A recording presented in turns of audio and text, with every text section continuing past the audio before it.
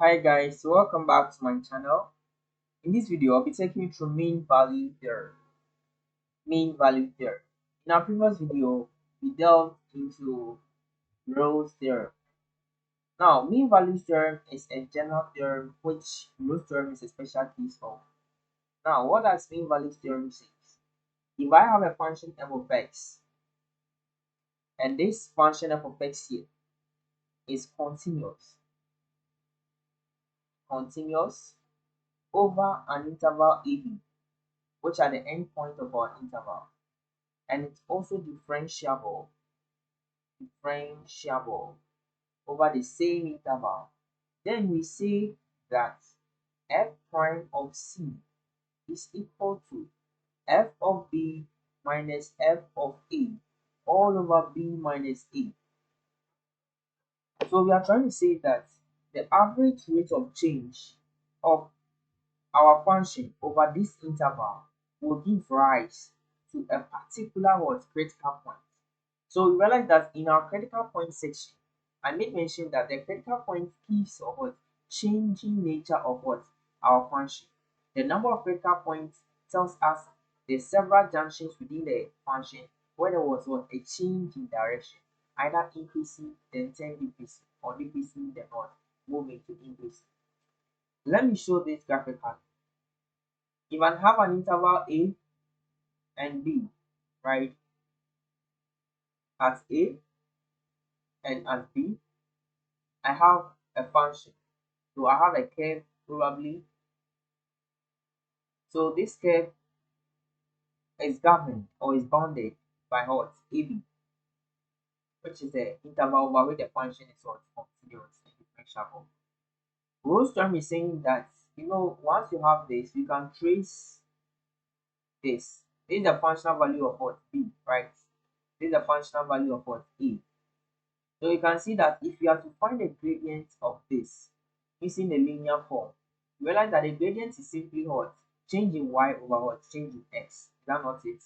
So our gradient is simply going to give us f b minus f of a all over what? B minus a. And this is the gradient. So the mean value theorem is saying that if you have this function continuous and also differentiable over this interval, then it means that the gradient of this function should be proportional to at least a certain point c, which is the critical point of our function. So there is a certain point c that if I find the derivative or the gradient value at that point, it will give me what? This gradient function. Change in what? My y over change in what? X. As simple as that. Let's take an example here. So it says determine all the numbers C which satisfy the conclusions of the mean value theorem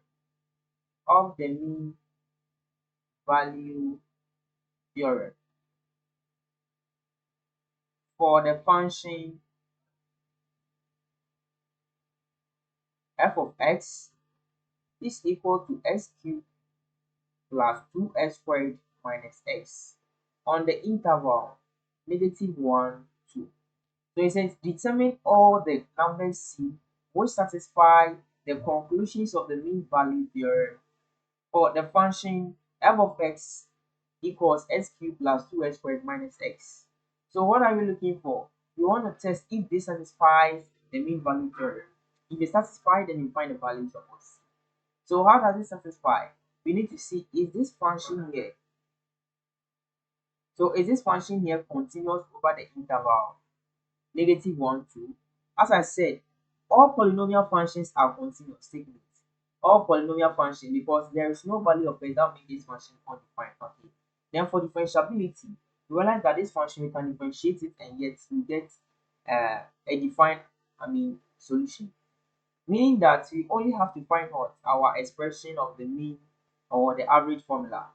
F of b minus f of a all over b minus a, right? So this should give us f prime of what? C. So what is our f of b? That is a function of what? 2. 2 is our b, negative 1 is what? Our a. So to use the mean value theorem, you need to what? Write this expression down. It's just a gradient function, changing y over changing of x, right? So what is our f of b? That is f of 2, and that is going to give me 2 to the power 3 plus 2 multiplying 2 all squared minus 2. So this is 8. Then this is 2 squared is 4 times 2, 8 plus 8 minus 2. 16 minus 2 is going to give me what? 14, right? So I'm going to get 14. So let's do it again. So 2 to the power 3 is 8 plus 2 squared here 4 times 2, 8 minus 2. So 16 here is 14.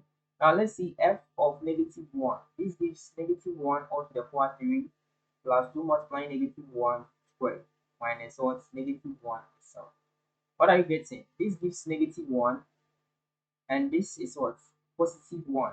And this I'll get 2 plus 2. Then I'll have minus minus, so here will be plus 1. So obviously this will cancel this, and I'll have what? 2 as my answer. So once I have this, I have my f of a, I have f of a and f of b, right?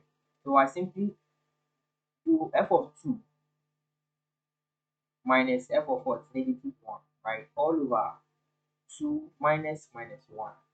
And this gives me what? What's f of 2? F of 2 is 14 minus 2, right? Over 2 plus 1, giving me 12 on 3 is equal to f prime of c. So one I'll get my left hand side of the equation. So I'm to find my f prime of c. But to do that, I need f prime of x. So what is f prime of x? You know that f of x is the same as s cubed plus 2s squared minus x. That's f of x given the question. So to find the f prime of x, you simply differentiate this function. 3s squared plus 4x minus 1. Then I put c. So f prime of c will simply be what? 3c squared plus 4c minus 1. So simply our equation is going to be 3c squared plus 4c minus 1 should be equal to 12 on 3, and that is 4. You have to solve this quadratic equation to get the values of what? C. So you have negative 1. I'll bring minus. So I'm going to have minus 5 is equal to 0, right? So if you have this expression, what will be the values of C? What will be the values of C? So punching this into your calculator, you should be expecting C to be around 0.7863, then C to be equal to negative 2.1196. So at this point, this is all that how we find C. Just find a gradient function, equate it to f prime of C, and that is all for me values theorem. Thank you very much for being in this video. Don't forget to like, subscribe, and share.